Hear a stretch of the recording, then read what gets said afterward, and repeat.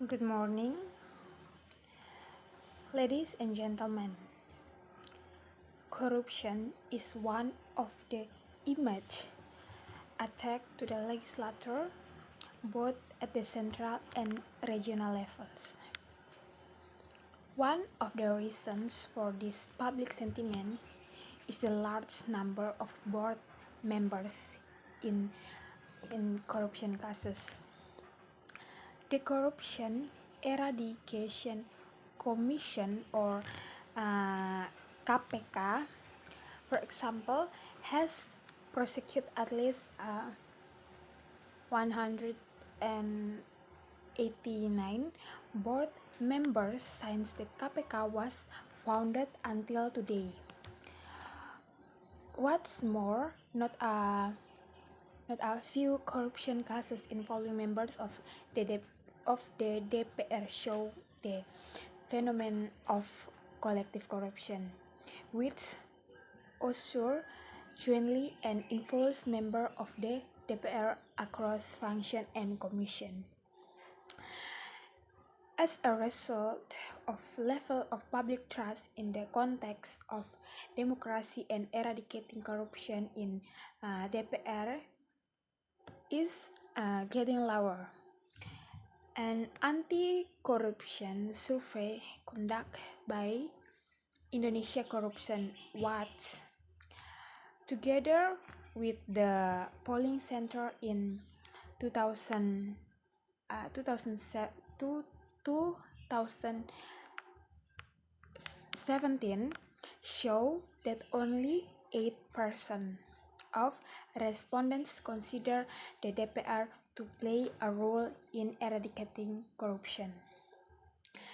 Meanwhile, a survey conducted by Indicators in early 2016 state that DPR ranks 5th out of 6 democratic institutions that are trusted by the public with a trust level of 48.5%.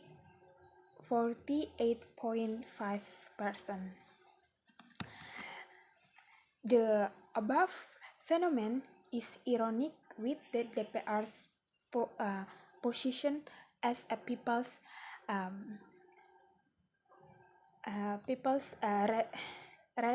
representative institution. Therefore,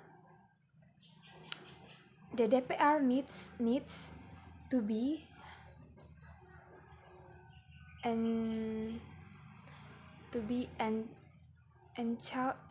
ensuring to improve itself in order to improve its performance and image in the eyes of the public. If not, the DPR will be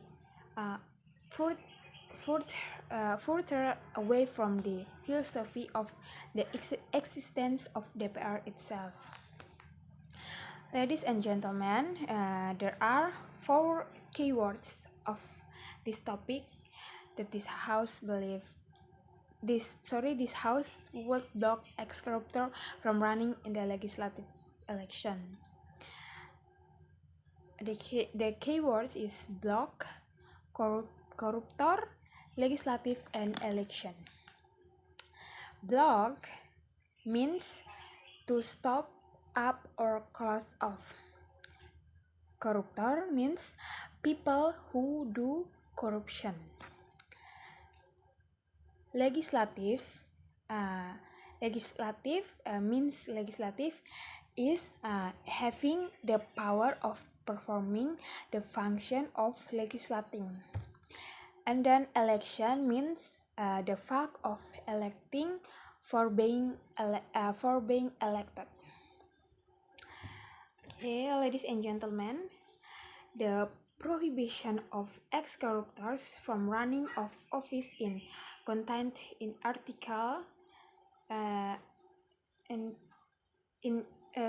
Indonesia Pasal 7 paragraph the first paragraph letter, which reads, apart from former corruption, convicts, former drug dealers, and former perpet- perpetrators of child sexual crimes are also prohibited from becoming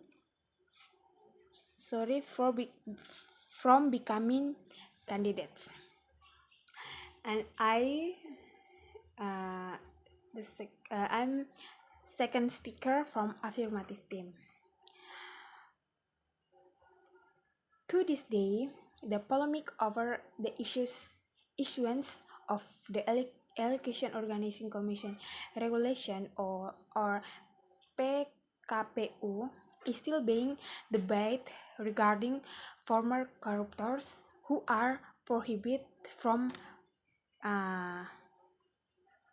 participation election contestation.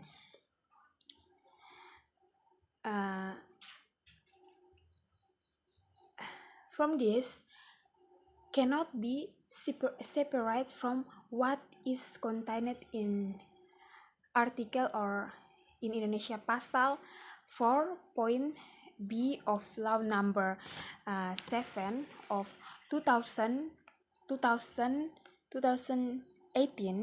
concerning election, which state that the aim of holding election is to realize election that are fair and with integrity. So what the KPU does through the PKPU that is issued is a moral and legal responsibility as one of the characteristics of an independent institution.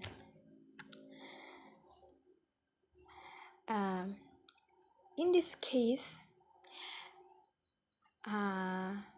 will emphasize organizer with integrity, because from what is regulated through the PKPU issues, it seems that this integrity is what the KPU is trying to push in the efforts toward substantive democracy, so that this branch of integrity will be tested by three aspects that are the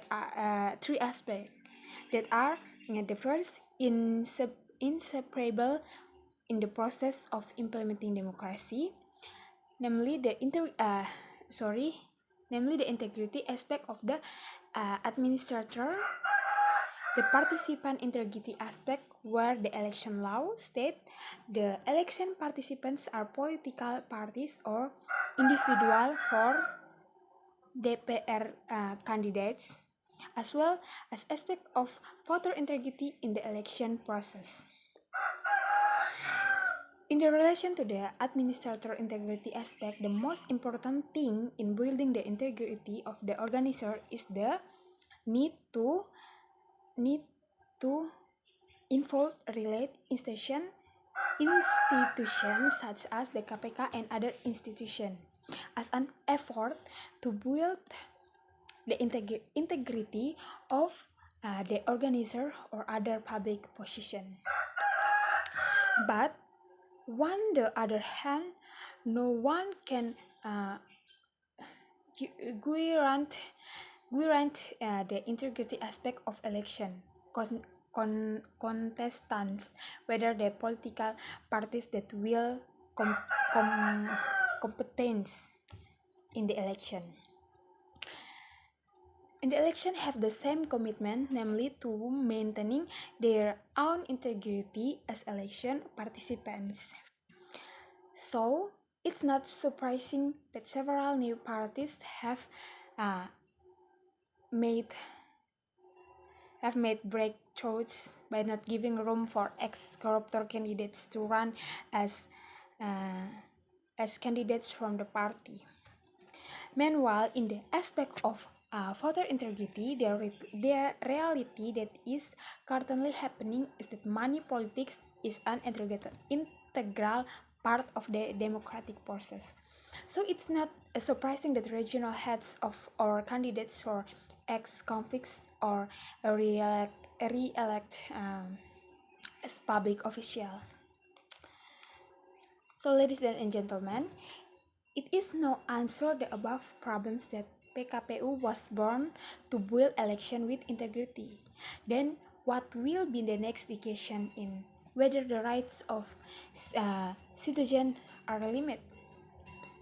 So, in the Constitution, it has been clearly explained in Article or Pasal 28, Paragraph 2 of the 1945 Constitution of the Republic of Indonesia, which reads, in exercising their rights and freedoms, each person is obligated to comply with the limitation determined by law with the sole purpose of guaranteed recognition as well as respect for these rights and freedoms of others, and to fulfill just demands in accordance with consideration of morality. Religion violates security public order in democratic society.